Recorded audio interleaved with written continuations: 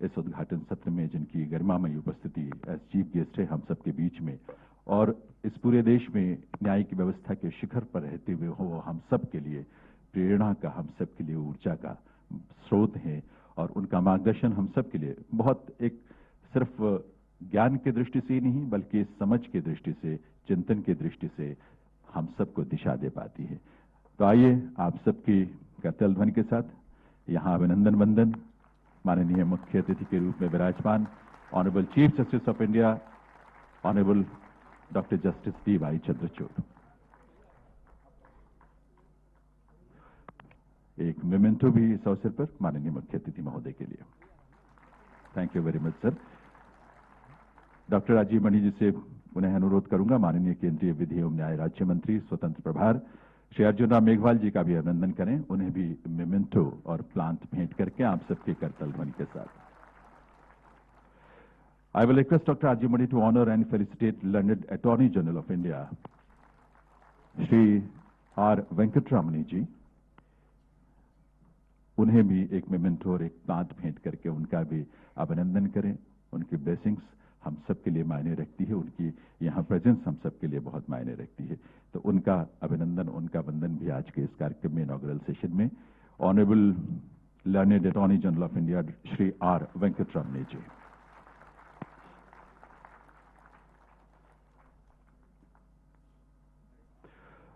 Again, requesting Dr. Rajiv Mani ji to felicitate and welcome Honorable Learned Solicitor General of India, Shri Tushar Mehta ji, who is gracing the occasion. बहुत बहुत स्वागत आदरणीय तुषार मेहता जी का।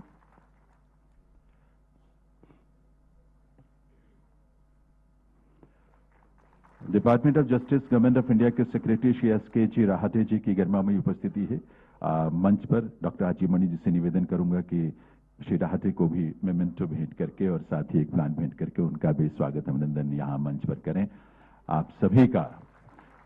और auditorium में विराजमान supreme court of India के honourable जजेस, high court, Delhi high court के ऑनरेबल जजेस, सभी लिमिनरीज, सभी का हम बहुत बहुत स्वागत, बहुत बहुत अभिनंदन करते हैं आज के कॉन्फ्रेंस के इस इनॉग्रल सेशन में। धन्यवाद डॉक्टर राजीव मणि जी का। देवी सज्जनों, अब मैं अनुरोध करूंगा ministry of law and justice के डिपार्टमेंट ऑफ लीगल अफेयर्स में additional secretary doctor Anju Rathi Rana ji से कि वे राष्ट्रीय महत्व के इस कॉन्फ्रेंस की थीम और इसके उद्देश्यों से हम सबको परिचित कराएं। आप सबका स्वागत करने के साथ साथ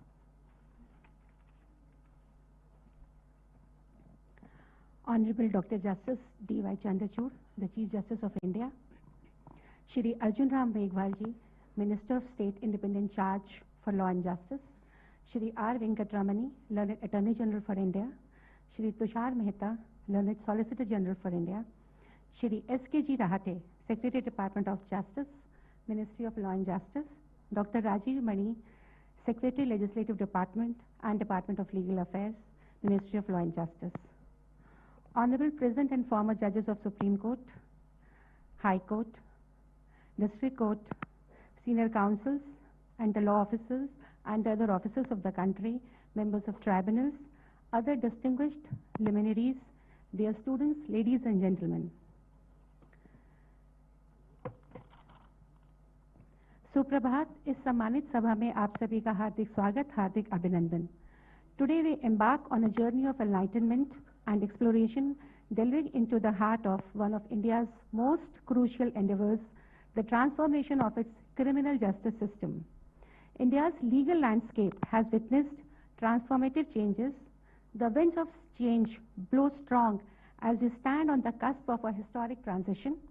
The enactment of the 3 new criminal laws, the Bharatiya Nyaya Sanhita 2023, replacing the Indian Penal Code 1860, Bharatiya Narvik Suraksha Sanhita 2023, replacing the Code of Criminal Procedure 1973, and Bharatiya Sakshi Adhiniyam 2023, replacing the Indian Evidence Act 1872, heralds a new dawn in our quest for justice.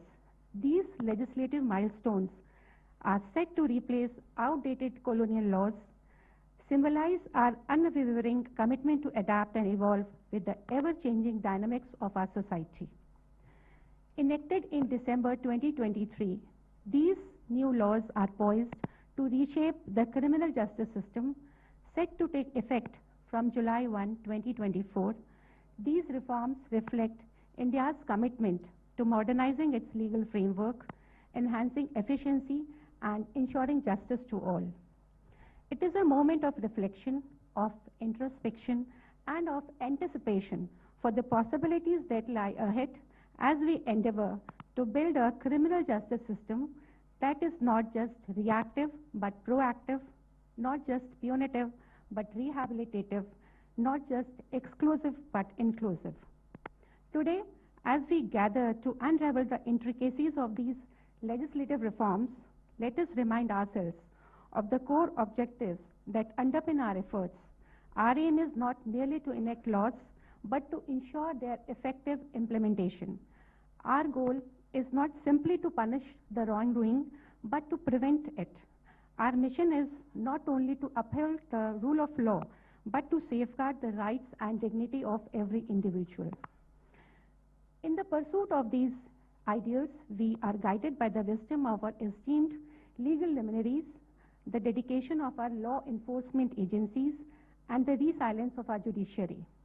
Together we stand poised to sculpt a future where justice is not a distant ideal, but a tangible reality, where the scales of justice are not tipped by bias or prejudice, but by fairness and equality. As we embark on this transformative journey, let us embrace the spirit of collaboration, innovation, and empathy.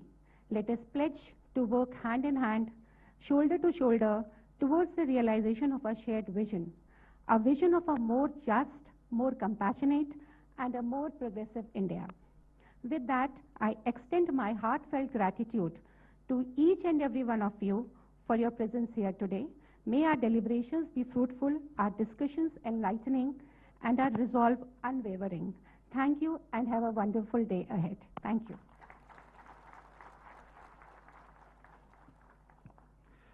Thank you doctor Anshu Rathi Rana ji. ये वैसे सज्जनों, आज़ादी के पहले से आप कह सकते हैं 100-150 वर्षों से भी अधिक समय से जो क्रिमिनल लॉज है उसमें बदलाव की मांग उतनी ही पुरानी है जितनी कि देश की आज़ादी है। और department of legal affairs, ministry of law and justice ने सभी स्टेक होल्डर्स के साथ बहुत गहन चर्चाओं के बाद इसे मूर्त रूप दिया, जो राष्ट्रपति महोदय के हस्ताक्षर के बाद अब कानून और अधिनियम का रूप ले चुके हैं। मैं निवेदन करूंगा department of legal affairs, ministry of law and justice के सेक्रेटरी डॉक्टर राजीव मानी जी से कि वे इस बहुत ही महत्वपूर्ण कॉन्फ्रेंस के इनॉग्रल सेशन में इन कानूनों को लेकर जो उनके अपने एक्सपीरियंस और अपने उद्गार हैं वो आपके साथ शेयर करें। डॉक्टर राजीव मानी।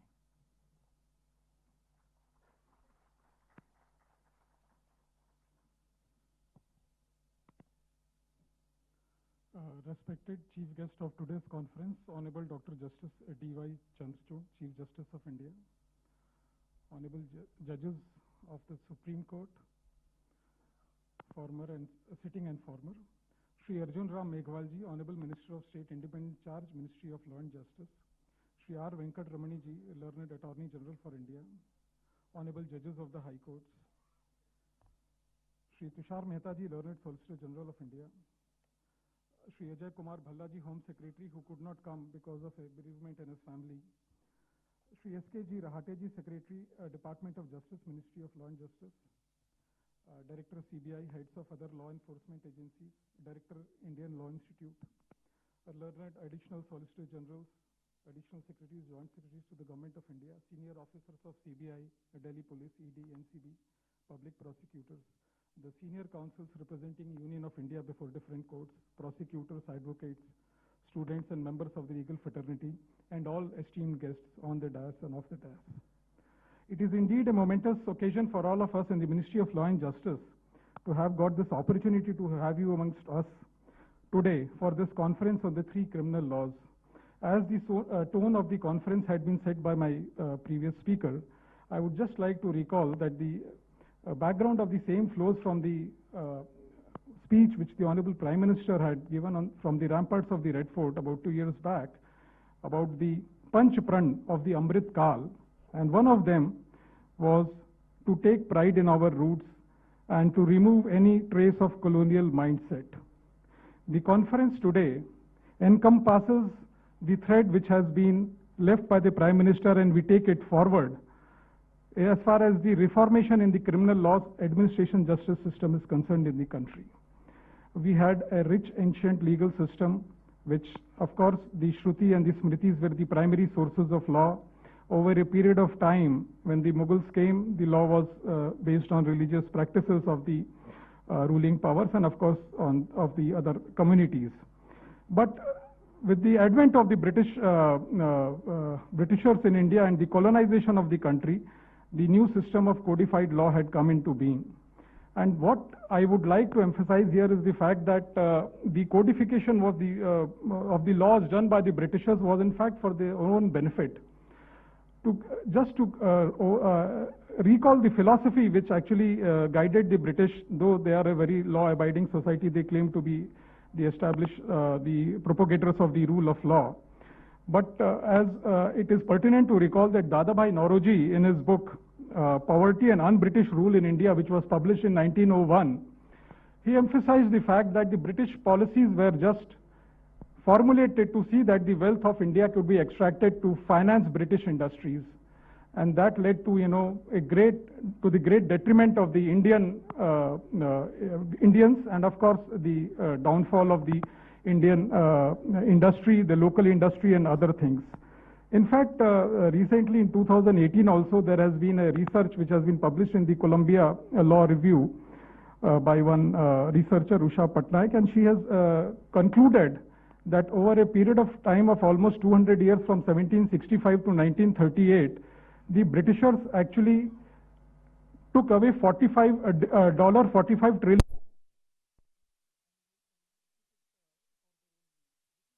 Almost 17 times of the present GDP of Britain. So you can imagine the rule of law in the manner in which was established by the Britishers to serve their own needs. The Britishers codified the law in terms of rationalization in the Weberian sense to ensure order, certainty and uniformity. However, the elements of colonial rule applied by Britain to its former colonies included control over land, divide and rule, apartheid laws, and just heaping discrimination on the native population. In fact, the original Code of Criminal Procedure of 1862 separated jurisdiction of the judges along the racial lines. The Indian Press Act, the Prevention of Seditious Meetings Act, the Rowlatt Act, and the Public Safety Bill were all, in fact, formulated to help the British tighten their grip over India and put the Indian freedom fighters in prison and to the distress of the native population. These laws, in fact, gave vast powers that helped British perpetuate the structural violence against the native population. Though the British codification was to justify what the British would say that it is a guarantee of rule of law and justice, yet in reality these laws were used to discriminate between Indians and Europeans. We cannot forget that the existing criminal laws define the state-citizen relationship based on the colonial prejudices and practices. The British had introduced the criminal codes in the aftermath of the 1857 War of Independence to exercise their authority over Indians whom they condemned as an inferior race. These laws, primarily based on the legislative on the state action, is justified on the theory of retribution and is preoccupied with the need of imprisonment. In fact, the same theory also perpetuated in some other laws after independence, and an imprisonment was prescribed for various non-compliance of procedures and irregularities of minor nature. The Jan Vishwas Act 2023, which has been enacted last year, has in fact decriminalized 183 provisions of 42 central acts administered by 19 ministries and departments. The whole idea is to limit the people and limit the curbs on the people and the businesses and to reduce compliance in order to achieve the goal of Viksit Bharat. The Amrit Kal of independent India has provided this opportunity to us to do away with the bygone mindset. As a result of this, many minor offences have been decriminalized. The present change, that is from a Danda Prakriya to Nyaya Vyavastha, is a testimony of the same exercise. The key forces which in fact are guiding the legislative department also in this process is the simplification of the procedure, the simplification of laws related to applications, etc., etc.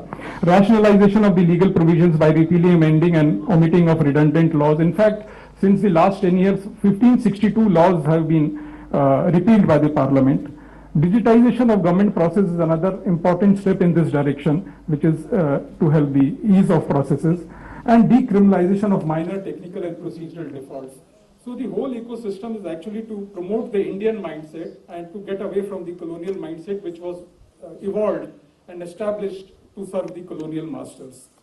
India has a rich heritage. We can draw from our ancient heritage and legacy to administer the country in the right manner, in the manner in which our ancestors had devised for the next many, many years.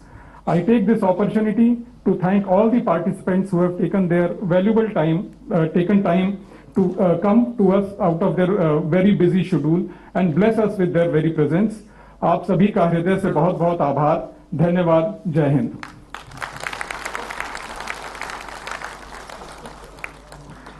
बहुत बहुत आभार doctor Rajiv Mani जी का. May I now request the Secretary, Department of Justice, Ministry of Law and Justice, Shri S.K. Rahate sahab, his address, please. Shri S.K. Rahate.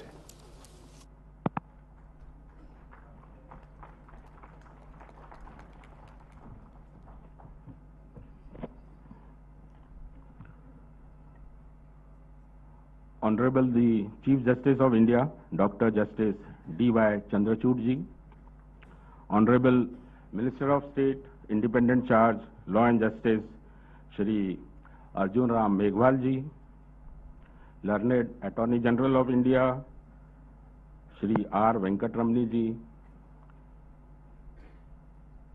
Honorable Judges present and former of Supreme Court and High Court, Learned Solicitor General of India, Shri Tushar Mehta ji, Dr. Rajiv Mani, Secretary, Department of Legal Affairs, Director CBI, Director ED, Director Indian Law Institute, senior officials of CBI, ED and Delhi Police, senior law officials, officials from the Department of Legal Affairs, Legislative Department, Department of Justice and Ministry of Home Affairs, ladies and gentlemen. It is indeed a great privilege to participate in today's conference on India's progressive path in the administration of criminal justice system.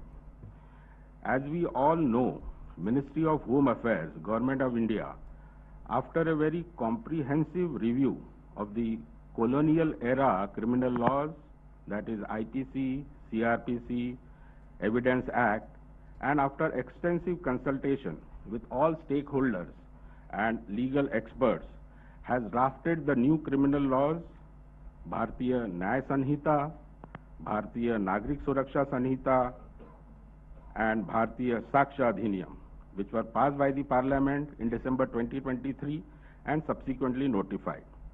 Also, the date of its commencement is now fixed as 1st July 2024.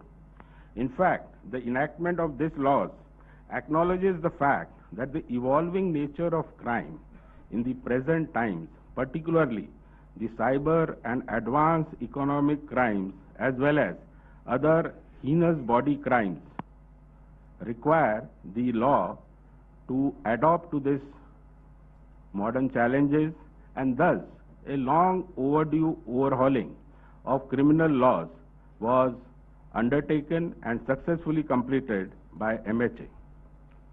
This reflects the deep-seated commitment of the government to strengthen the law and order mechanism, simplification of legal processes and procedures, enhancing the efficiency and transparency of the criminal justice system, and ensuring access to justice for all citizens. In the context of this latest criminal laws, what would be the role of Department of Justice is what I would like to share with you today. The mandate of Department of Justice is to facilitate the administration of justice in order to make the justice delivery system more efficient, more accessible, more transparent, and with a citizen-centric focus.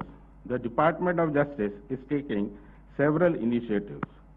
One such is the implementation of the e-courts project for the computerization and ICT enablement of district courts in close association and guidance of E-Committee of Supreme Court of India. Presently, the E-Court Phase 3 project, with an ambitious outlay of rupees 7,210 crore, is under implementation. You would be happy to know that the entire Phase 3 E-Court project has been conceptualized, designed, and its DPR formulated by none other than the Honorable Chief Justice of India, Dr. Justice D.Y. Chandrachud ji himself. Phase 3 E-Courts project is envisaged as the next higher digital and IT empowerment of Indian court system. It aims to usher in a regime of end-to-end digital, online and paperless courts through digitization of the entire court records, including legacy records, and through universalization of e-filing and e-payments by saturating all court complexes with one-stop shop free of cost for e-services for the common citizens in the form of e-Seva Kendras. It will put in place intelligent smart systems enabling data-based decision-making for judges and registries while scheduling and prioritizing cases. It will create a unified technology platform for the judiciary which will provide a seamless and paperless interface between the courts, the litigants, and other stakeholders. E-Court Phase 3 includes several components employing latest emerging technologies like machine learning, blockchain, artificial intelligence that will change the entire landscape of the Indian courts. In fact, a very important component of Phase 3 is the integration of ICGS, Interoperable Criminal Justice System, with the e-courts for enhancing the efficiency and transparency of the criminal justice system. It is well known that the ICGS project of Ministry of Home Affairs has brought on one platform the different pillars of crime investigation and criminal justice system like police, prison, prosecution, and forensic laboratories. Once ICGS is integrated with e-courts, then there will be a seamless flow of digital data and documents between police and courts like FIR, charge sheet, case diary, summons, warrants, as well as there will be real-time update of the criminal trials with evidence being taken in the digital form. This will reduce delays and ease the entire criminal justice system. The three new criminal laws, Bharatiya Nyaya Sanhita, Bharatiya Nagrik Suraksha Sanhita, and Bharatiya Saksha Adhiniyam, incorporates several electronic features now in the crime investigation and trial, like issue of summons in electronic form by the courts, production of electronic communication as evidence, videography of search and seizure, lodging complaints through e-FIRs, definition of documents expanded to include electronic or digital records, evidence to include any information given electronically. All this would be facilitated now through integration of ICGS with e-courts. I am happy to inform you that Department of Justice and Ministry of Home Affairs, under the guidance of Honorable the Chief Justice of India, has already taken measures for the said integration. Actually, a pilot project has been initiated in Khandwa district of Madhya Pradesh for developing a protocol of electronic flow of summons, processes, as well as e-FIR, charge sheet, case diary. This has been successfully completed and is now being replicated in other districts of Madhya Pradesh, based on which a standard protocol would be framed for replicating in all states of the country.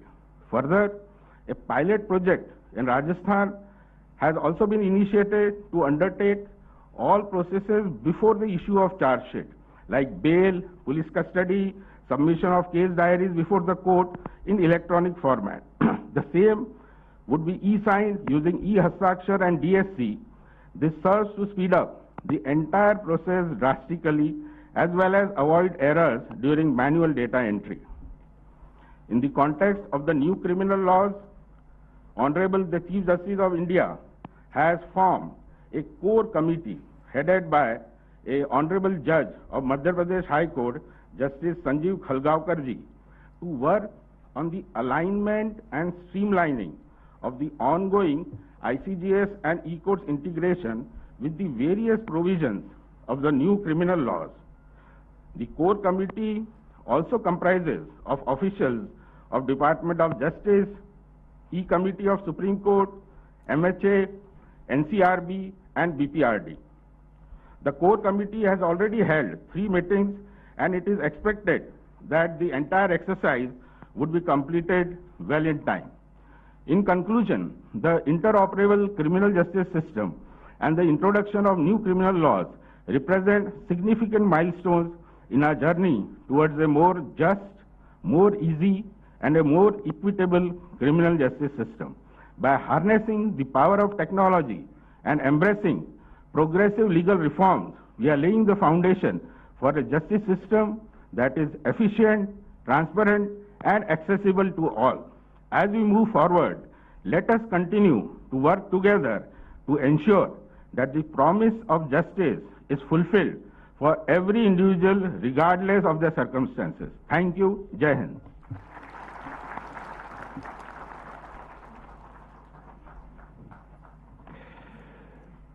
Thank you very much, Shri S.K. Rahate Sahab, Honorable Secretary, Department of Justice, Ministry of Law and Justice, Government of India. Ladies and gentlemen, not only the country's but the world's leading counsel, learned Solicitor General of India, Shri Tushar Mehta ji, he is here with us on this occasion. I will request him to give his address on this occasion. Shri Tushar Mehta ji.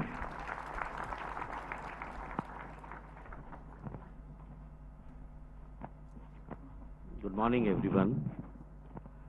Honorable Dr. Justice D.Y. Chandrachud Sahab, our iconic Chief Justice of India, Shri Meghwal ji, our vibrant Law Minister, our scholarly Attorney General, Shri Venkatramani ji, Shri Rajiv Mani ji, Anju ji, Dr. Rahate ji, my colleagues, Aishwarya Bhati ji, and Venkatraman, Chetan Sharma, Director CBI, Director ED, all officials, honorable judges, and friends. Friends, in history of any nation, a time comes where you have to shift from old to new. Before independence, we were governed by the laws which were meant to rule us and not to give us the rule of law. We inherited that law and series of other laws in 1947, and the country was craving, country was demanding and expecting that now there would be a Indianized version which, from the regime of punishment to the regime of justice, there would be a shift. But every revolution needs a particular time where several things comes together. We have a very vibrant and efficient decision maker as a Prime Minister. We have a very bold and intelligent Home Minister, a very vibrant Law Minister, and above all, the will of the people to make this change which was ready to happen since 70 plus years. It is that change which the Parliament brought and shifted the regime from punishment of those who are ruled to the justice of those who are citizens of India, who have given to themselves the Constitution of India.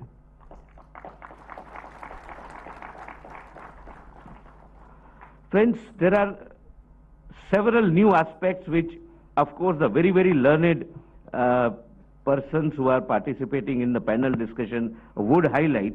But to me, I would wish to highlight 2 or 3 very important changes in the regime, in the legislation, and in the way India thinks in the present era. I would like to highlight them. First, now we are in the digital era under the very able leadership of the Honorable Chief Justice of India, the judiciary, the judicial infrastructure, and even lawyers are shifting to the digitization and digital mode of dispensation of justice. For the first time, now the digital testimony of a witness is accepted to be a valid testimony.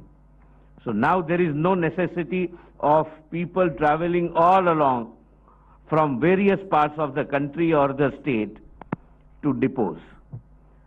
This is a revolutionary change which was waiting to happen, waiting for a committed government who is committed to reform to bring it as a part of its legislation. Now, electronic mode is permissible in all criminal proceedings. Second, the problem which this country was facing was that those who were criminals, or at least facing criminal allegations, used to either flee the country or they used to go somewhere hiding, and the courts were helpless because there was no provision, and they were declared absconders. For the first time now, the Indian law provides that after a person who evades the process of law and is declared by the court to be an absconder, the court can proceed against him and even pass a sentence of conviction in his absence. This is a landmark change which we as a nation could achieve. People were facing one more difficulty, and this is where the role of the Parliament comes. Parliament ultimately, across party lines, consists of representatives of the people, and the representatives have the pulse of the people. They know the day-to-day problems the people are facing. One of the main problems a common man was facing was a crime is committed either with me, or I have been witnessing a crime, or I came to know about a crime and I want to get it registered. When I go to a police station, the police station would say, this is not within my jurisdiction, I will not register an FIR. And under the old law, that was permissible defense for the police. For the first time, by a statutory mechanism, there is a provision of a mandatory requirement of what is called zero FIR, meaning thereby, even if I go to a nearest police station having no jurisdiction, it is their responsibility to register a zero FIR and transfer it to a police station having the jurisdiction. Now, a common man of this country will not be told by any police station that we have no jurisdiction. They will have to register the FIR.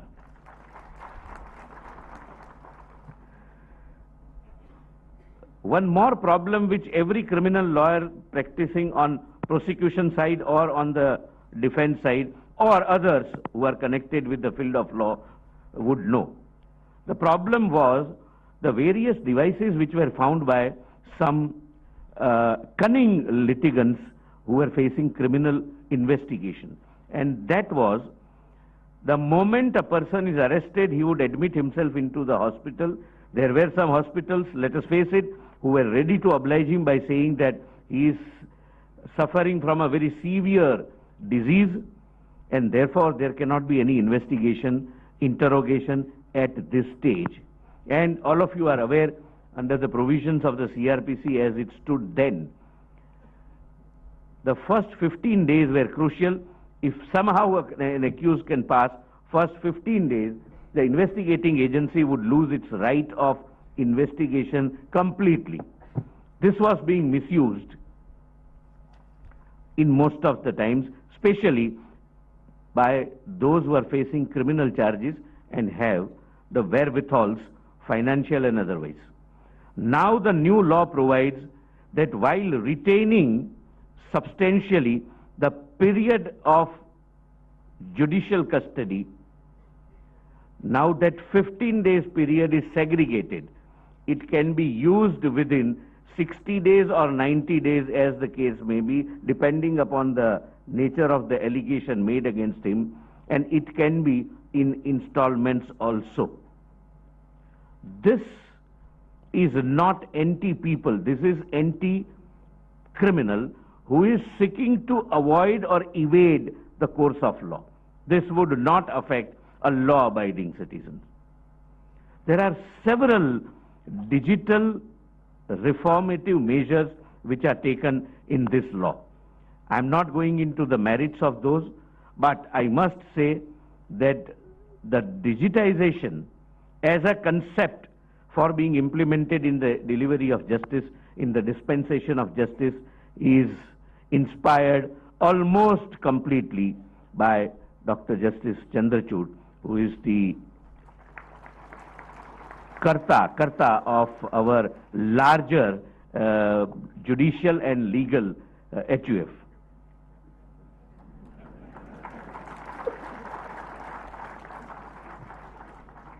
Friends, I thank the ministry to allow me to be here and share some of my thoughts, and I, as a citizen of this nation, thank the Honorable Prime Minister and the Honorable Home Minister to take a call maybe little later, because they could take a call when they get the chance, and on the first available opportunity they took this as an opportunity to reform, because continuing status quo is always an easy option.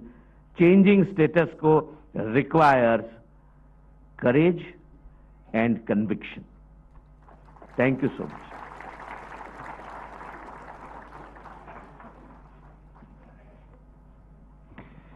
बहुत बहुत आभार माननीय Shri Tushar Mehta ji, honourable solicitor general of India.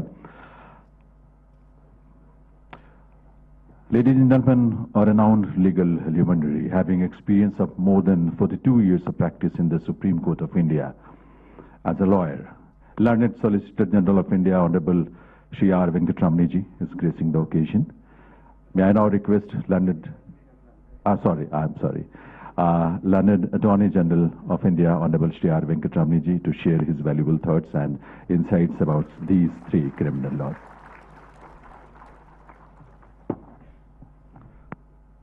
Looking at the galaxy of very eminent people here, the CBI Director, High Court judges, my additional Solicitor General, practicing lawyers, Mr. Mahesh Jethmalani, and the Chief Justice of India, I was wondering whether I should expose my illiteracy and ignorance. But then I took courage from what my learned brother, Solicitor General, said about.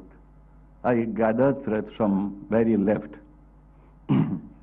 Those of us who are beyond 50s and 60s of age will know that how the topography of a country, many cities, and the rural-urban landscape has undergone very significant and dynamic transformations. It's like you're looking at an old wardrobe, a wardrobe which is worn out. You look at the hanger which is worn out, the cloths which are fairly old, and the wardrobe has lost its sheen. And you want to do something about it. So commitment, the idea of change, the idea to look at change, the willingness to look at change and take risk. My venerable Professor Dr. Madhav Menon, when he brought me to practice in Supreme Court, told me one thing: be prepared to take risks in life. That is a prophetic word I now understand in my profession how it has worked. I suppose all of us as administrators, judges, lawyers, and people who are part of an important segment of what I may call a social peace, if we are willing to look at changes, I think we have done 90% of the job. So the willingness and the commitment to look at change is something very fundamental. So while having said that, let me greet on my own behalf the Honorable Chief Justice and the very affectionate Law Minister and my dear friends in the Law Ministry who keep interacting with me at a very high level of intelligence and cooperation. Let me greet them on my behalf on this very wonderful morning, and all of you are assembled here. While several parts of the world are in the midst of transitions from early democracy to mature democracy, or exposed to unsettling features in the social order, India is courageously charting out her paths to domestic peace and addressing equality claims and diversity management. Every emergence of a social change in economical, social, political, and technological may trigger changes in human behavior. The right and wrong of behaviors can become crimes or undesirable. We are witnesses to this phenomena. Many legislations attempt to deal with behavioral changes, bringing in regulatory and penalty elements. These could be from environmental wrongs to cryptocurrencies, cyber crimes that seem to involve young minds and other socially deviant peoples, or economic crimes, or even anti-social peace crimes, or let us call anti-social peace crimes. Besides other worrisome social behaviors, look at what's happening in many of our educational institutions. Debates on enhancing the justice content of a criminal justice system may have to move towards an integrated approach. Virtually, at a different level, every country is called upon to assess and take stock of its criminal justice system. The criminal justice system is not merely the penal laws, the investigators, the prosecutors, the courts, the prisons, all in isolation, but in their interrelationships. As also the perceptions and attitudes of the peoples in the community towards crime is a very important element of administration of criminal justice. Any endeavor towards eliminating coercions, force, compulsions in the system, or enhancing fairness at every stage of the system, or providing for changes in the attitudes of the peoples must address these interconnections. Changes in isolation may not be effective in moving towards more and more of crimeless society. Bhutan is talking about gross domestic happiness. This GDF will symbolize social peace. Current studies in neurosciences are ambitiously entering old debates on why people commit crimes, or for that matter, why and how we respond to external stimuli in certain ways. This could help us in understanding police behavior or the perspectives of judges on what to do with what deviant behavior. The huge literature in this field calls for a closer look at many of our theories of crime and punishment. Deterrence, retribution, or consequentialism in the field of punishment are all open to new challenges from worldwide experiences. A paradigm shift, as we talk about in the fields of science and sociology, may have to happen in the field of criminal justice administration. The new penal code is not a penal code, but a Nyaya Sanhita. The elimination of many deviant behavior from list of crimes means movement towards decriminalization. I understand the use of the word Nyaya signifies social justice, that is, balancing justice between peace and deviant behavior, or social defense against deviance. In a sense, we are not in the days of mere condemnation on any preconceived notions of crimes. We have moved away from Beccaria or Jeremy Bentham, whose thoughts influenced Macaulay. Social peace, I understand, is Nyaya for everyone. Since we do not have the ultimate keys for understanding deviant behavior or belligerent attitudes, and which may impact social peace, we still need to deal with all shades of human conduct. The selective violations of laws, behaviors by people for many a reason will always be a matter of concern and responses. I understand the Nyaya Sanhita is an attempt towards doing that. However, fairness in process and substance will remain largely non-negotiable. The very thought of Nyaya, the underlying idea of the new code, suggests that we are closing our eyes to colonial or other ways of thinking. But we need to further strengthen this idea and probably segregate different deviant behaviors and treat them differently within the broad limits of fairness. Similarly, the new procedural code is not procedural but protection. It talks about suraksha. Suraksha means protection, not mere procedure. This is in tune with moving away from a code which was an exclusive domain of investigation, prosecution, etc. All procedures must avoid coercions, compulsions, discomfort, and ensure self-protection. The famous Miranda warning of the US criminal law can become hollow if in substance other limbs of the criminal justice system are foul and they fail. The use of the word suraksha is not merely symbolic, but the provisions are slated towards fairness. We need again to keep in mind the Nyaya element and the social peace element while looking at the suraksha element. The Sakshiya Adhiniyam has few features which seem to eliminate the needless clutter of evidentiary procedures. The law of evidence must be facilitating and not a house of choices or principles for the unethical. The legal fraternity for long has used the evidence law without ethical considerations.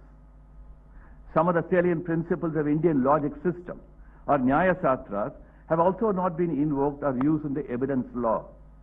I think we can have an appendix of such principles to guide the working of our system. We also need to have working guidelines for the investigation agencies as part of this law. Perhaps the world of police laws and codes of yesterday's need to be overhauled while retaining some time-tested features.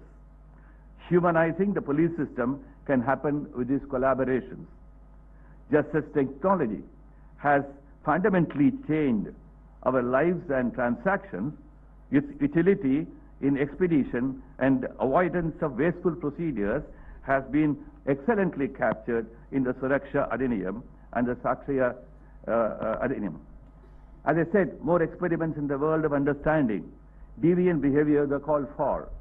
I find the three new legislative instruments are significant steps. It is true, some aspects can be questioned as remnants of the old code, but what is important is a room for transition. The Indian Penal Code was static in one sense. The very thought of becoming dynamic and moving with the times is important. The three instruments are promising in this way. I do not propose to scan them. However, I carry a fond thought that when laws are seen as instruments and not as mere power, we would have moved away from a power-hungry system or a system blind to human dignity, or also negotiated social peace. That some people or some behaviors will always be questionable and may not tally with morality or social peace will always be addressed with due responses and considerations. Maybe we need to set up a National Institute for Criminal Justice Administration to connect the threads of the new triumvirate of the laws. Let me wish this deliberation today a great success, and thank you for your attention.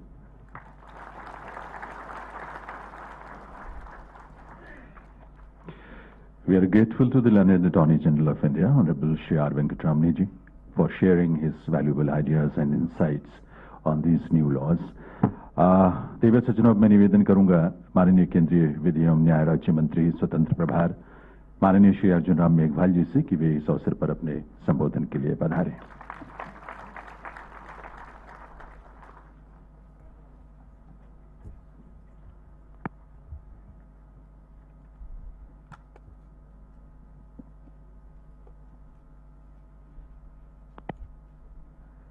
आज का कार्यक्रम थोड़ा हमारे चुनाव के बाद आ गया सीधा।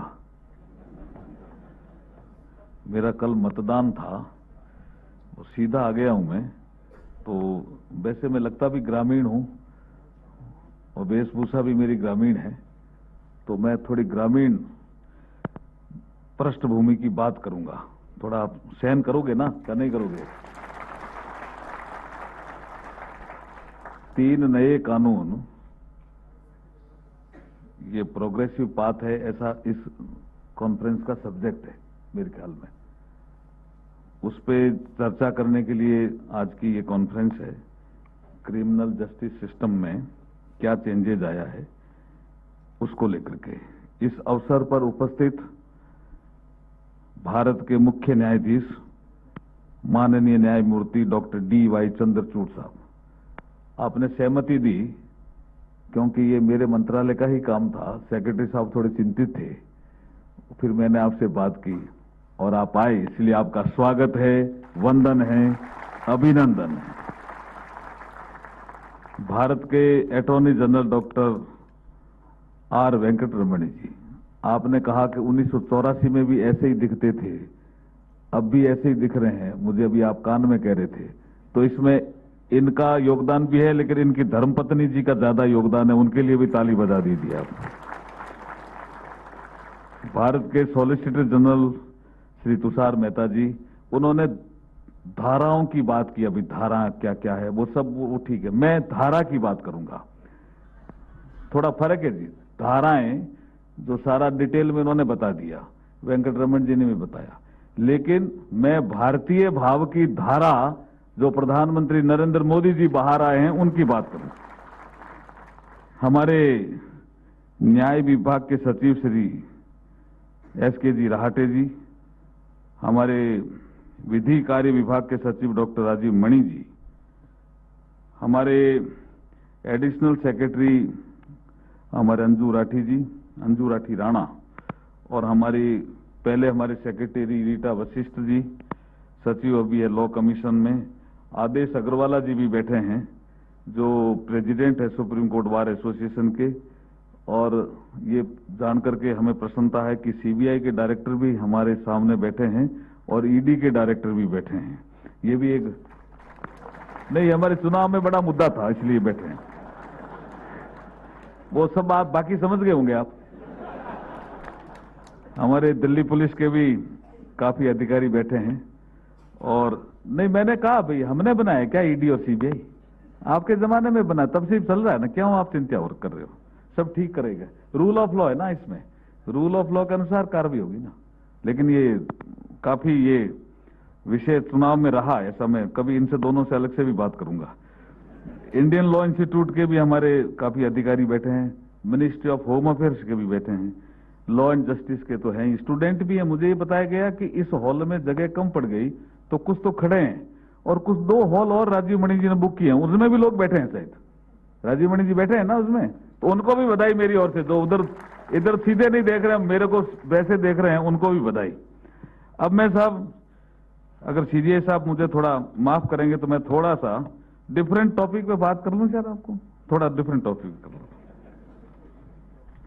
सर। ये 100 साल का जो सिस्टम है हमारे देश में, वो बड़ा महत्वपूर्ण है सर। 1757 में हमारे यहाँ प्लासी का युद्ध हुआ सर, और रेवेन्यू राइट्स बंगाल, बिहार, उड़ीसा को मिले। ये महत्वपूर्ण हमारे लिए इवेंट था, भारत के लिए। 1757 ठीक 100 साल बाद सर, ठीक 100 साल बाद 1857 में अंग्रेजों ने तो उसको गदर कहा, लेकिन वो गदर नहीं था सर। एक कानून आया था सर कि भारतीय राजा अगर वो निसंतान हैं तो वो किसी को गोद नहीं ले सकते सर। कानून है बीच में यहां, और उस कानून के विरोध में ही आग लगी थी सर, कि ये ऐसा कैसे कानून बना सकते हैं सर।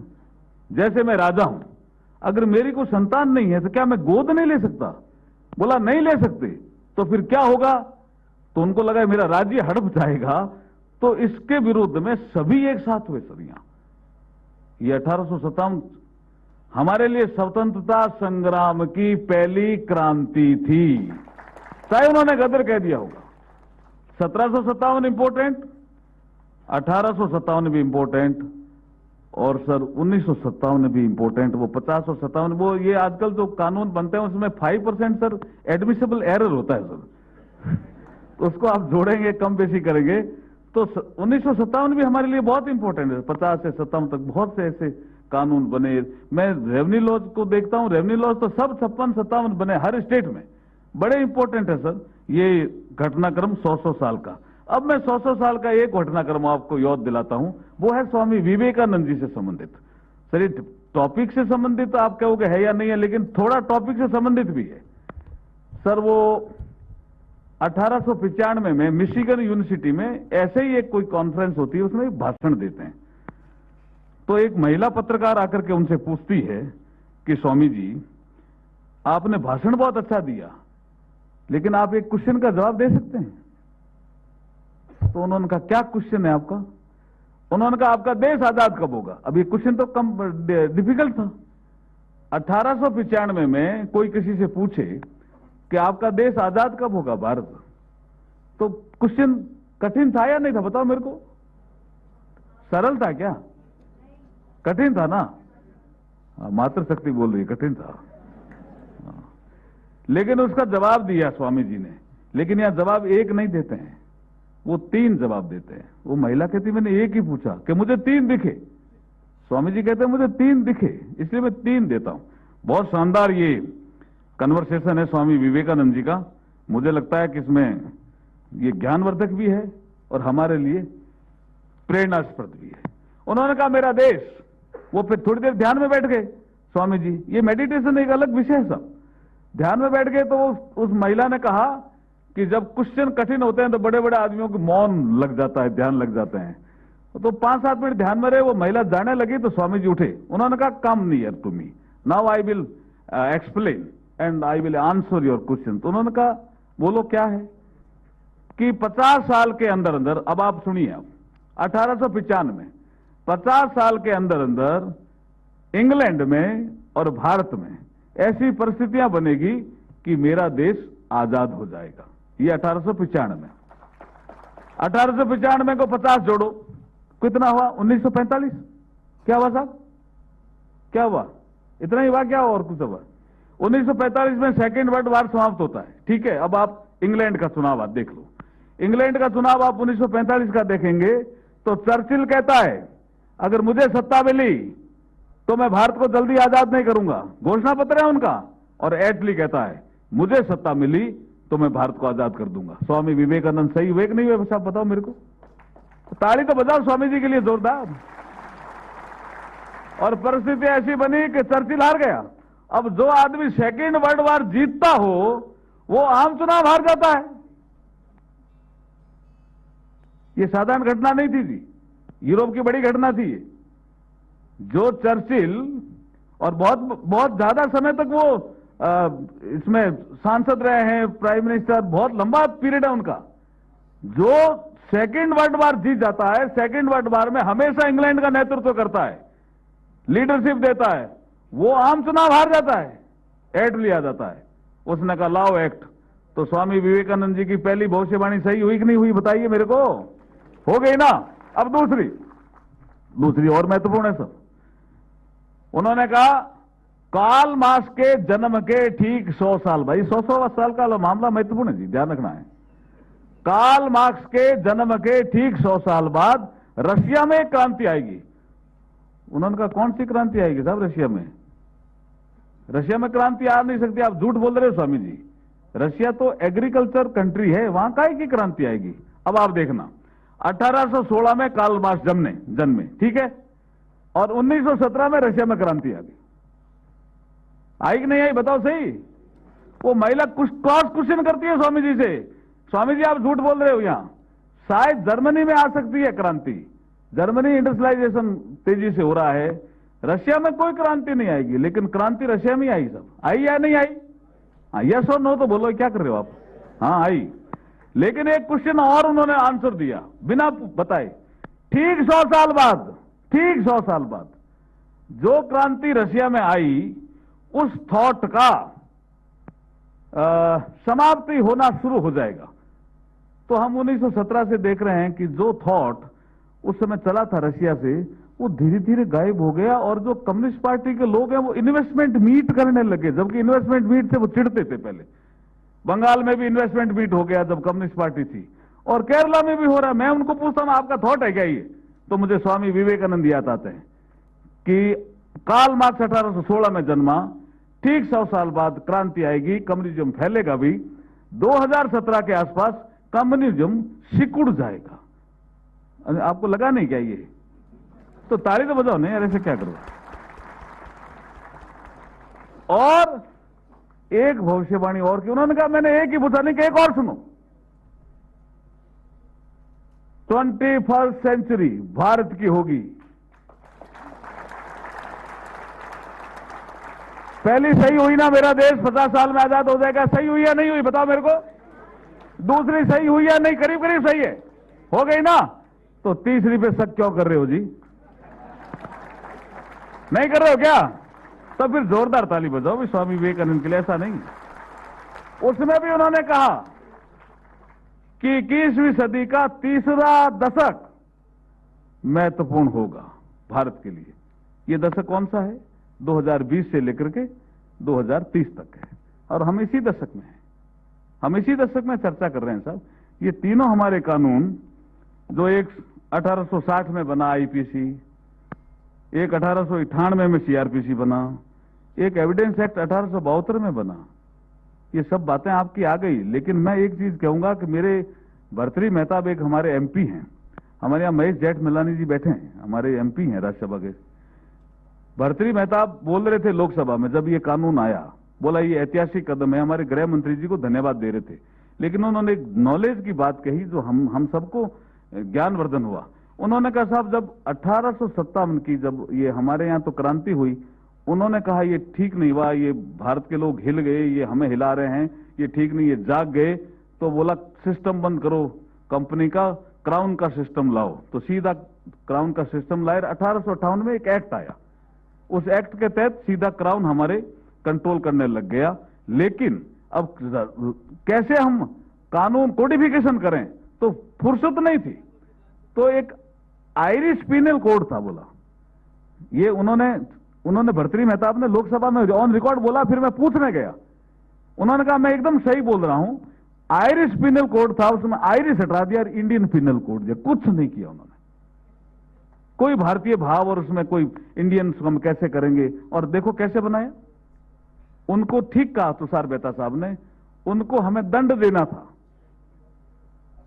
और नरेंद्र मोदी जी को न्याय देना है, दोनों में फर्क है जी। उनके लिए प्रायोरिटी क्या थी? 5 और 5 से ज्यादा आदमी ज्यादा इकट्ठे होंगे तो ये हो जाएगा धारा 145, 144, 145। बोला आदमियों के इकट्ठे होने से उनको डर था, और आदमियों पे अपराध हो जाए तो कहां ले गए? 376 पीछे ले गए, हम आगे लाए। ध्यान रखना ये फर्क है। उनके लिए नारी का सम्मान बहुत पीछे ले गए 376 में, और हम आगे लाए। ये भारतीय भाव की धारा है। 302 भी पीछे ले गए, हम आगे लाए हैं बीएनएस में। बीएनएस का मतलब समझ गए ना आप? भारतीय न्याय। अब समझ में आ गया, ताली बजा देते हैं आपके लिए जोरदार, मैं भी बजा देता हूं। मुझे लगता है थोड़ा बहुत न्याय करने की कोशिश करूंगा। मैं एक जगह कलेक्टर था, मैंने एक आदमी को सस्पेंड किया। अब सीजीआई साहब बुरा नहीं माने तो मैं कह दूं, मुझे एक जज साहब ने बुलाया कि आपको आना पड़ेगा। मैंने कहा साहब क्यों आना पड़ेगा, मैं बहुत अभी बिजी हो गया, एमपी भी बन गया। कह नहीं आपको आना पड़ेगा। मैं गया तो मुझे 2-4 घंटे तो बैठा ही रखा। फिर मुझे बुलाया, मैंने कहा साहब कैसे बुलाया, क्या हुआ? कि ये जो ऑर्डर पास किया है आपने, एक पटवारी को सस्पेंड किया है, ये आपके ही दस्तखत हैं? मैंने कहा हाँ है। तो मेरी बोला यहाँ करो दोबारा। तो मैंने दोबारा किया दस्तखत। बोला थोड़ा मेल नहीं खा रहा। मैंने कहा 10 साल हो गए, थोड़ा मेल नहीं खाएगा। कि आपने होश हवास में किए थे दस्तखत? मैंने कहा होश हवास में किए होंगे, अब याद नहीं है मेरे को। अब इसके लिए मुझे पूरा दिन लगा। अब इसमें क्या हुआ है साहब? इसमें मैं घर बैठे ही कंप्यूटर पे भी ऑनलाइन ही दस्तखत कर दूंगा। जज साहब को कहूंगा ठीक मिल गए क्या, तो मेरा काम आसान हुआ या नहीं हुआ, यही बदलाव है साहब, और कुछ नहीं है। आपको अच्छा लगा क्या ये सब वाक्य? तो ताली बजाओ भी जोर से, अच्छा लगा तो। ऐसे ही बदलाव है, टेक्नोलॉजी का यूज, धाराओं का चेंज, भारतीय भाव, ये सब चीजें हैं इसमें। और जो विकसित भारत की जो कल्पना प्रधानमंत्री मोदी जी ने की है, उसमें गुलामी के अंशों से मुक्ति, ये दूसरा प्रण है हमारा, ये दूसरा प्रण है जी हमारा। ये जो सुभाष चंद्र बोस की मूर्ति ऐसे ही नहीं लग गई यहां, पता है ना आपको? यहां किसकी मूर्ति थी पता है क्या? है जॉर्ज पंचम। और जॉर्ज पंचम की फिर हटी कब थी ये पता है किसी को? कब हटी थी? देश आजाद होने के बाद आंदोलन हुआ कि सारी जगह की मूर्ति हटा दी आपने, ये जॉर्ज पंचम को क्यों नहीं हटाया? लेकिन जॉर्ज पंचम को नहीं हटा पाए, रखा ही रहे। पंडित नेहरू जी के समय तो हटा ही नहीं। 1968 में फिर एक आंदोलन हुआ। अभी क्या कर रहे हो आप? 67 में कुछ सम्मिलित सरकारें बनी इस देश में और कुछ आंदोलन हुआ, 68 में हटा। अब वो हट तो गए, लेकिन छतरी वहीं की वहीं थी। लोग घूमने जाते तो कहते छतरी किसकी है? बोला जॉर्ज पंचम की, खाली रख। गुलामी का भाव अगर तेजी से हट रहा है तो नरेंद्र मोदी जी के कालखंड में हट रहा है। इसलिए मोदी जी कहते हैं यही समय है, सही समय है, भारत का अनमोल समय है। क्यों बोले नहीं आप इसको? यही समय है, सही समय है, भारत का अनमोल समय है। और जब 1 जुलाई से ये तीनों कानून लागू होंगे तो भारत का ये समय और अनमोल बनने वाला है। ध्यान आ गया ना आपको? सरकार नई भी आ जाएगी। बहुत बहुत बधाई और शुभकामनाएं। धन्यवाद।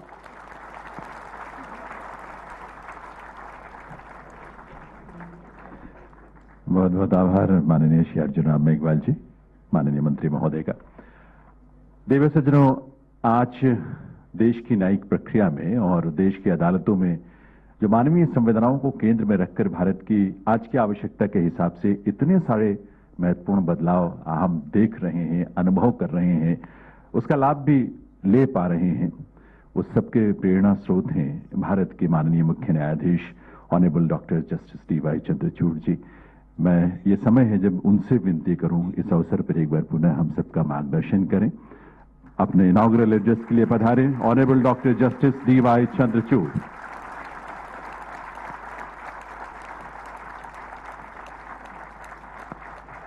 Thank you. नमस्कार। नमस्कार। Shri Arjun Ram Meghwal ji, honourable minister of state, independent charge, ministry of law and justice, Shri R. Venkatramani, the Learned Attorney General for India, Shri Prasar Mehta, the Solicitor General, Shri S.K.G. Rahate, Dr. Rajiv Mani, Dr. Anju Rati Rana, senior officials of the Government of India, all of you very distinguished members of the audience who have so graciously assembled here this morning for the inaugural event. Before I begin the formal part of my address this morning, I must share with you that it is very important to train our younger generation for the future that we hold in trust for them. And what better symbolism can we have than in the 4th row we have this little girl who is sitting in the audience with her mother. And I think that's the significance of the fact that we are catching the younger generation, if only to remind ourselves that we hold these legislations in trust for their future.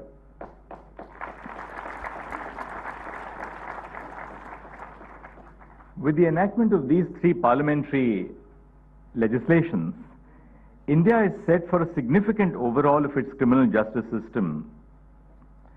The Bharatiya Nyaya Samhita, the Bharatiya Nagrik Suraksha Samhita, and the Bharatiya Sakshya Adhiniyam will, as we all know, replace the Indian Penal Code of 1860, the Code of Criminal Procedure of 1973, of course, which was preceded by the CRPC of 1898, and the Indian Evidence Act of 1872.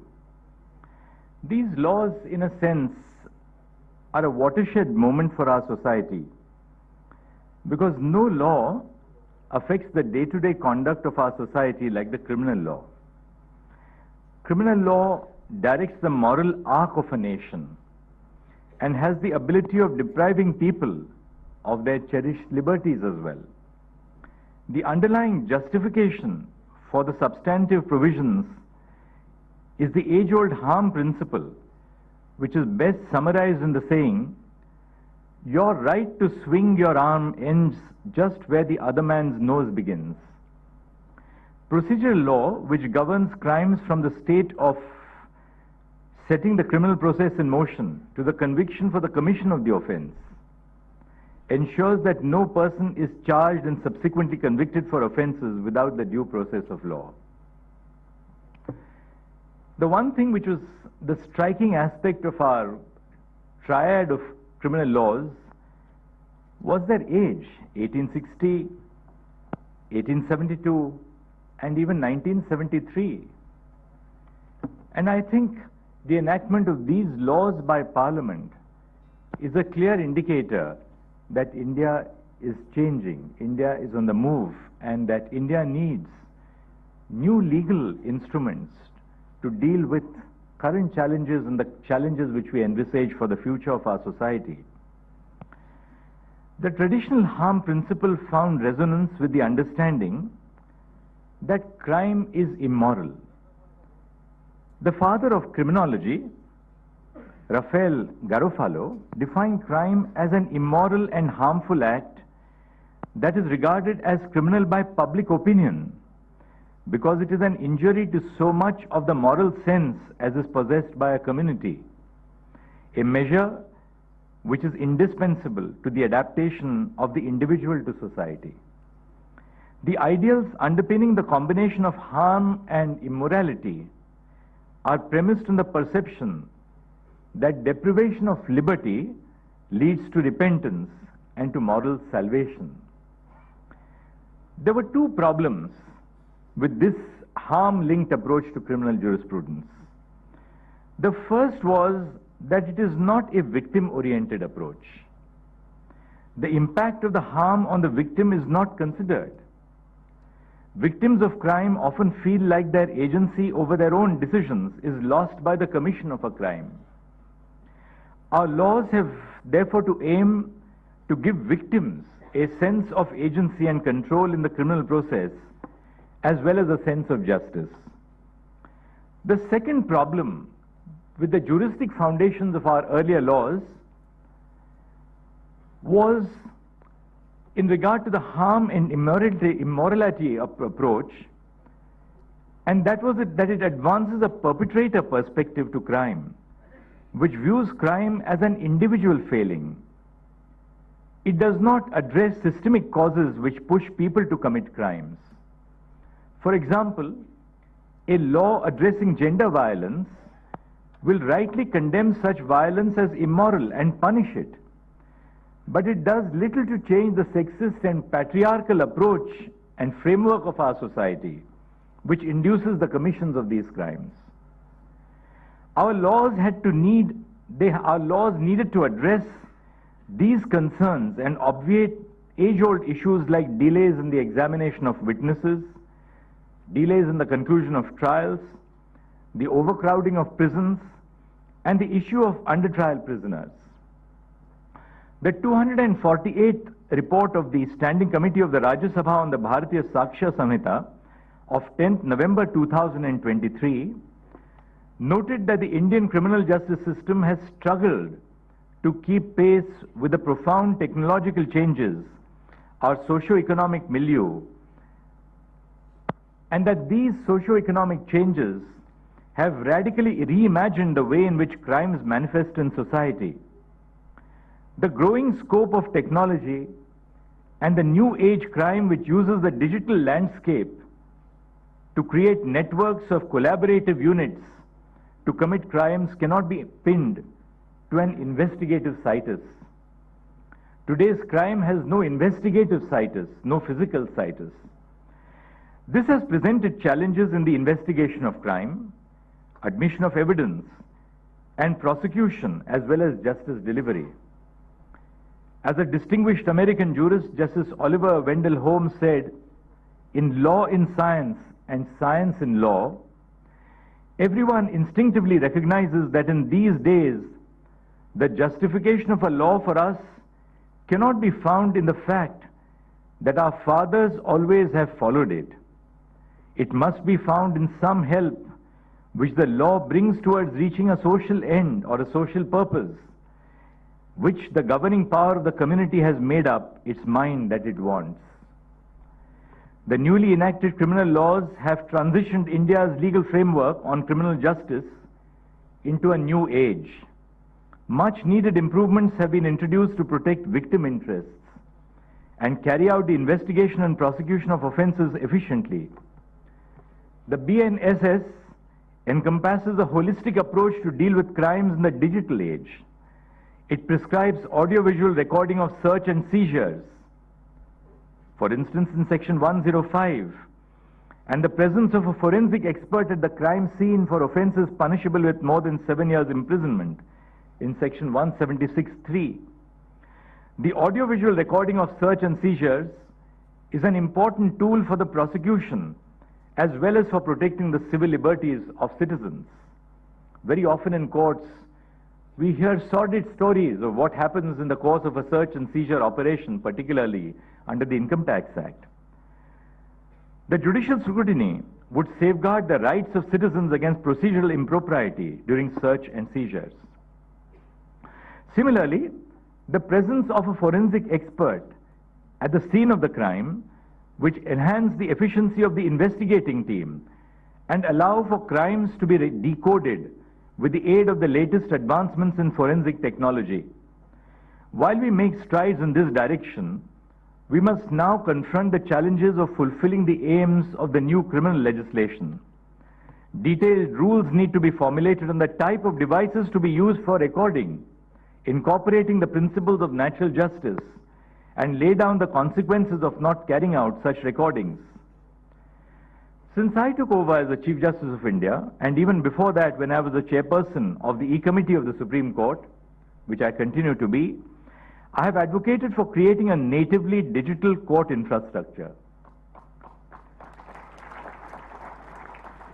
We have strategically and persistently worked towards creating technologically equipped court systems which can facilitate a citizen-centric and efficient mechanism from the filing of a case to its disposal. Recently, the Government of India has sanctioned a budget of 7,000 crores for the Indian judiciary as part of the e-courts project. Our challenge was, in the first year, was that between November and 31st of March, we had to expend 850 crores to upgrade the hardware and software across India. I'm happy to inform you that we have been able to deploy hardware, software, and a whole list of technological changes covering 825 crores out of the 850 crores that were sanctioned for the first year. It was therefore very heartening to notice that section 532 of the BNSS allows for all trials, inquiries, and proceedings under the code to be conducted electronically in section 532. As laudable as this addition is, we must continuously introspect and protect the privacy of the accused as well as the victim when dealing with digitization of proceedings and creating digital evidence. In the digital age, the data and sensitive information of a person has gained paramount importance. This data can allow us to gain unparalleled efficiency and ease. However, the power which comes with personal data puts a corresponding duty to make systems which are immune to penetration and leakage of data. In the courts, we confront the challenges of data leak every single day. The safety of a person, the stigma attached to an accused, the threat perception of a witness will be compromised if the privacy of the stakeholders is not protected by us. We must inspire public confidence in securing the privacy of our citizens to gain an overall efficiency and trust in the criminal justice system. Technology holds the key to a futuristic court system. It eases the court procedures for the litigants, court staff, and the judges. In particular, clauses 3 and 4 of section 532 of BNSS allow for the examination of witnesses and evidence through the electronic mode. The access ushered in by this provision will impact the access of witnesses to the courts and reduce delays in trials on account of the absence of witnesses. While the new criminal laws create provisions which are synchronized to our times, we must also ensure that the infrastructure accompanying these procedures are developed adequately for the country to reap the benefits of the new legislation. This naturally means that we must heavily invest in capacity building for our forensic experts, conduct training of investigating officers, and invest in our court system. Key provisions of the new criminal law would only produce a positive impact if these investments are made as soon as possible. Let us take the example of the timeline prescribed for the completion of trials and the pronouncement of judgments after the judgment is reserved. The BNSS provides that criminal trials must be completed in 3 years and that a judgment must be pronounced within 45 days of it being reserved. This stipulation is a breath of fresh air for addressing the issue of case pendency, as well as the rights of the victim and the accused in a criminal case. But if the court infrastructure and the prosecution lack material resources to harness technology and conduct an efficient and speedy trial, then the guarantees of the BNSS may run the risk of becoming merely directory and becoming unimplementable. Recently, in fact just this morning, I've addressed a letter to all the Chief Justices of the High Courts, emphasizing that the Bureau for Police Research and Development has prepared a module for training and development for training of all stakeholders, including judges, public prosecutors, and others. All states in the country have their state judicial academies. On the part of the police, we have the police training academies. Now, it is important that we synchronize the training which is taking place in the state judicial academies, as well as the police training academy, particularly the one in Hyderabad, to ensure that we are able to synchronize our efforts and truly reap the benefits of the legislation which Parliament has introduced. Citizen-centric approaches have been adopted for supply of a copy of the first information report to the victim and to inform them about the progress of investigation, including by digital means. Additionally, the BNSS has made a positive development in protecting the fundamental rights of under-trial prisoners. Section 481 prescribes default bail for an accused who has undergone 1/3 of the term of punishment for the offense charged against him. This is a complete and radical alteration from the earlier provision or the earlier prescription under the CRPC. The BNSS prescribes that in cases where the punishment for the offense is 7 years or more, the victim shall be given an opportunity of being heard before the withdrawal of the case by the government. Summary trial has been made mandatory for petty and less serious offenses. The magisterial system has also been streamlined. One of the problems of our criminal justice administration is that we treat the serious and the petty almost on the same footing. That has to change, which it has changed under the new laws. But the real challenge is about changing mindsets on our part to adapt to the new system. Bearing in mind the evolving nature of crime and the emergence of new digital crime, it is imperative to boost the infrastructure and capacity of our police forces. Crime in contemporary times reflects the technological advancement of our age. Because of the inertia in the law, unfortunately, and the procedures governing investigation, our ability to hold criminals to account has been affected. Our attention must be focused on improving investigation by allowing for multidisciplinary investigation teams with law enforcement officers and domain experts in the field of cybercrime and pattern recognition. Technology must also be harnessed to improve the capacity of prosecutions and the court to work more efficiently.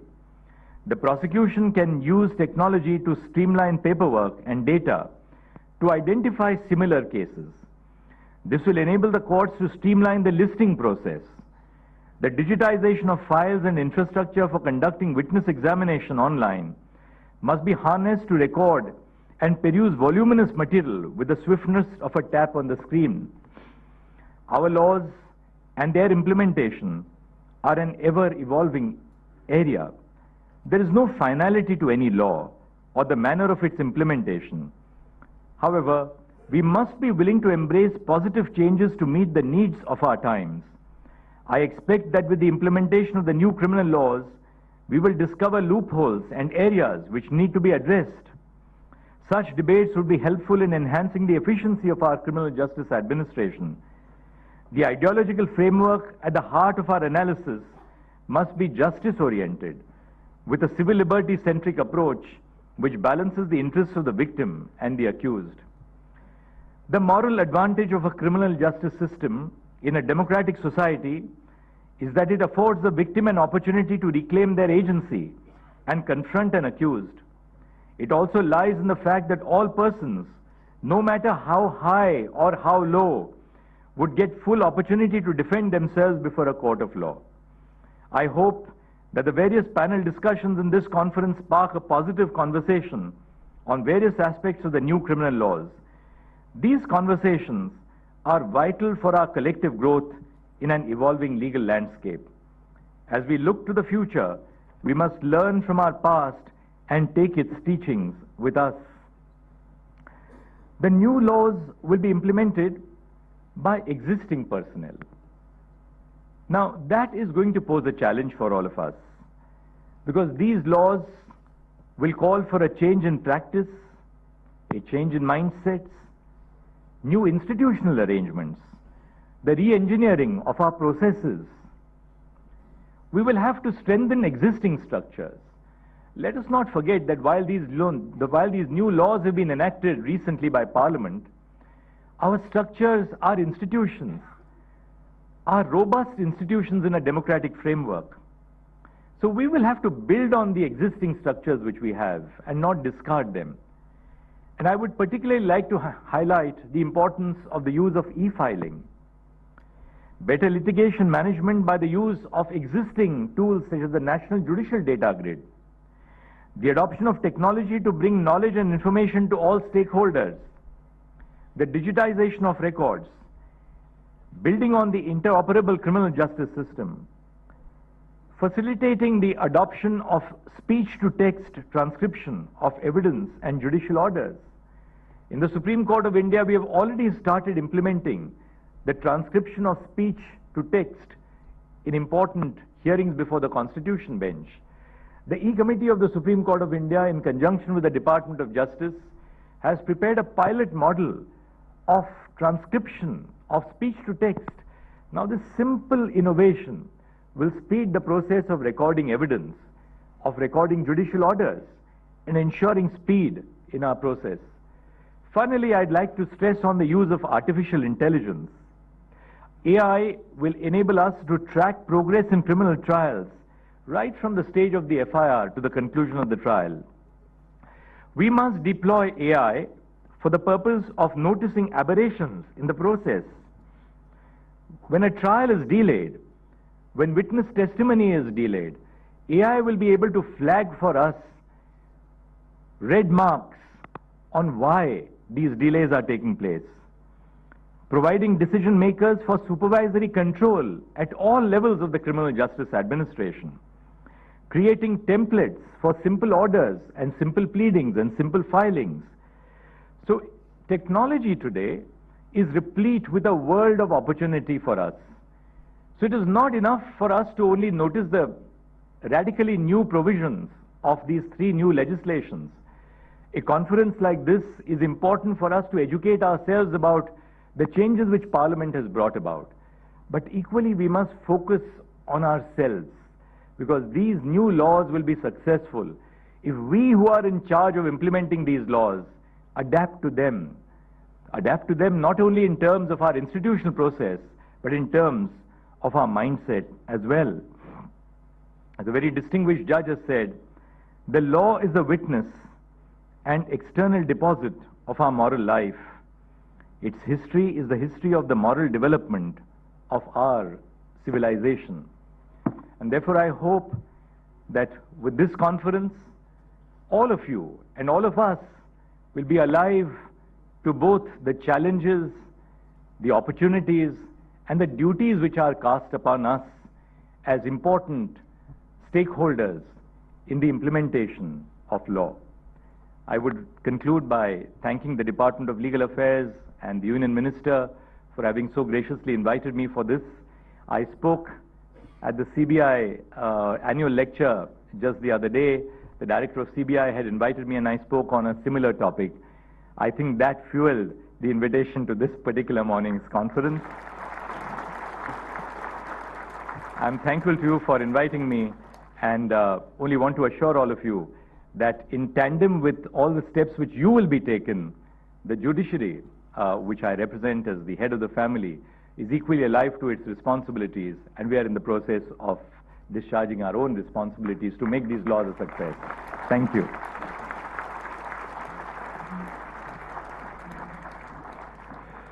बहुत बहुत आभार भारत के माननीय मुख्य न्यायाधीश honourable doctor justice D Y. Chandrachud का। आप सब जानते हैं कि न्याय को लेकर, न्यायिक प्रक्रिया को लेकर उनकी जो दृष्टि है, चिंतन है, उनका जो समर्पण है, वो हम सब के लिए बहुत बड़ी प्रेरणा है। हम सभी हृदय से उनका आभार व्यक्त करते हैं। देवी सज्जनों, आपकी सूचना के लिए मैं ये एक बार फिर से आपको याद दिला दूं कि इस इनॉग्रल सेशन के बाद एक छोटा सा टी ब्रेक है और उसके तुरंत बाद बारी बारी से हमारे 3 टेक्निकल सेशन से 3 लॉज को लेकर आप जरूर उसे भी अटेंड करें, क्योंकि उसमें डिटेल में ये बातचीत होगी और बहुत रेनाउंड लिमिनरीज हमारे पैनलिस्ट हैं जो अपने आइडियाज, अपने एक्सपीरियंसेस हमारे साथ शेयर करेंगे।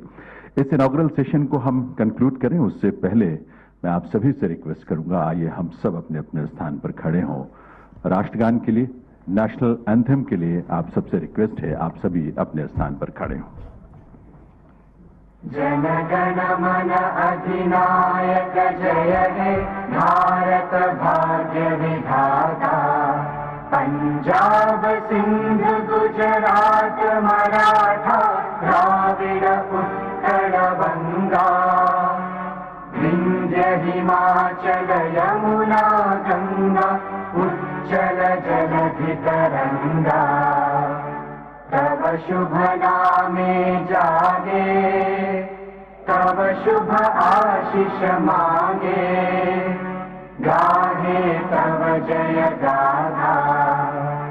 जन गण मंगलदायक जय हे भारत भाग्य विधाता, जय हे जय हे जय हे जय जय जय जय हे। बहुत बहुत आभार देवियों सज्जनों आप सभी का, और आप सबकी तरफ से और department of legal affairs, ministry of law and justice की तरफ से आभार। Honourable chief justice of India honourable doctor justice D Y. Chandrachud का, जो मुख्य अतिथि के रूप में हम सबके बीच पधारे। आप सभी सिर्फ 2 मिनट के लिए रुकेंगे अपनी जगह पर। Honourable chief justice of India और दूसरे डिग्निटीज को यहां से निकलने देंगे। आभार हम व्यक्त करना चाहते हैं केंद्रीय मंत्री श्री अर्जुन राम मेघवाल जी का, learned attorney general of India Shri R Venkataramani ji, learned solicitor general of India Tushar Mehta ji, department of justice के सचिव श्री एस.के.जी. राहते जी और डिपार्टमेंट ऑफ लीगल अफेयर्स के सचिव डॉक्टर आचीमणि जी, और आप सभी का बहुत बहुत आभार। Thank you very much. आप सभी को मैं चाय के लिए इनवाइट करता हूं। We have just 15 minutes for tea break, so I will request the joint secretaries and the above officers, they will be coming to the VIP dining on first floor. Tea arrangements are there for them. सभी जगह एक ही जैसे arrangements हैं, लेकिन चूंकि लोग ज्यादा हैं इसलिए अलग अलग जगह हमने इसको अरेंज किया हुआ है। So other secretaries and above and equivalent officers are guests, way VIP launch में आएंगे फर्स्ट फ्लोर पर ही। जो हमारे लॉ स्टूडेंट्स हैं ओपन एरिया में उनके लिए अरेंजमेंट है चाय के लिए, और इसके अलावा जो नालंदा और समरसता ऑडिटोरियम में भी जो हमारे विद्यार्थी बैठे हुए हैं, लॉ स्टूडेंट्स बैठे हैं, उनके लिए भी वहीं पर अरेंजमेंट्स किया गया है। बाकी सभी फर्स्ट फ्लोर जो फोयर एरिया है वहां पर, तो 4-5 जगह ये अरेंजमेंट्स हैं। आप please join us for a cup of tea, and just after 15 minutes we are meeting here again for our first technical session that will be on Bharatiya Nyaya Sanhita 2023। Thank you very much ladies and gentleman.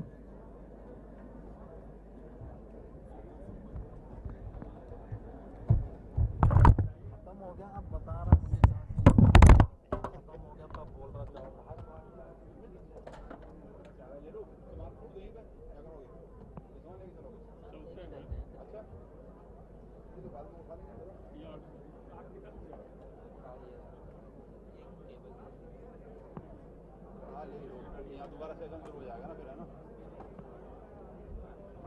बात भी मत mic यहीं लगा रहता, थोड़ा सा आता और टेबल